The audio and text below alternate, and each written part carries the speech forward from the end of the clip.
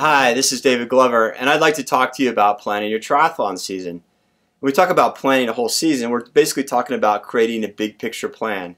The first thing you need to start with are what are your goals for the year, whether it's just to complete your first sprint triathlon or your first Ironman, or maybe you want to PR in a certain distance, or you want to podium in some race.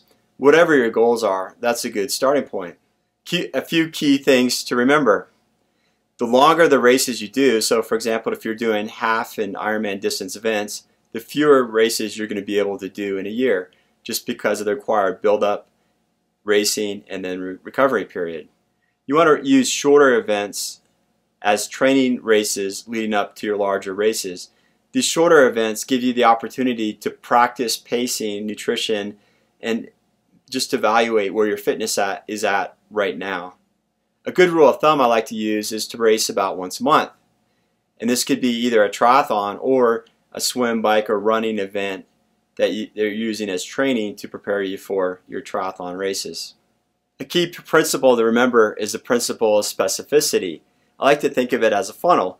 So if you start at the top of the funnel, it's wide, and so it gives you a lot of variety and latitude in the type of training you can do. But as you get closer and closer to your race, the funnel gets narrower and narrower, so your training has to become more race-like. So depending where you are in training cycle, if you're further out, you can do more different activities. So for example, if you're in out west and you have access to skiing, maybe during the winter you integrate cross-country skiing or downhill skiing as part of your training. But come the spring, as it gets closer and closer to racing season, you're going to have to shift your focus to the swimming, biking, and running workouts. And remember, when you're thinking about your season, that there's some science in putting together your plan, but there's a lot of art. It's very individual, so there's no one size fits all. So in some cases, I can give you some guidelines, but you're going to have to do trial and error over a period of time and see what works best for you. Some steps to build your annual plan. So I like to use a spreadsheet and list each week as a separate row. What this allows me to do is to see the whole year on one page. And you really want to start by filling out key events. Key events could be your big races, but they could also be other social events, they could be weddings, they could be vacation, they could be work travel, and start filling in what you need. And once you have those key things in there, you can start to build the schedule around it. And really, you want to start backwards from your key races back till today.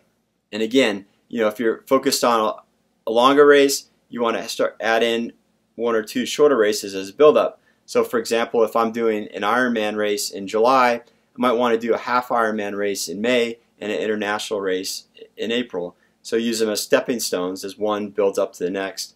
And again, it's a way to measure your fitness and evaluate your training at that point in time. And it's key to remember that you want to train both your strengths and weaknesses. So if you only focus on your strengths and neglect your weaknesses, you're not going to be as balanced an athlete. Because triathlon is 3 different sports, it behooves you to be as well trained in each as possible. And don't forget transitions too. It's an easy way to get faster in every race. If you need help or this is your first time planning your season, find a mentor or a coach or an athlete that's more experienced that can help you.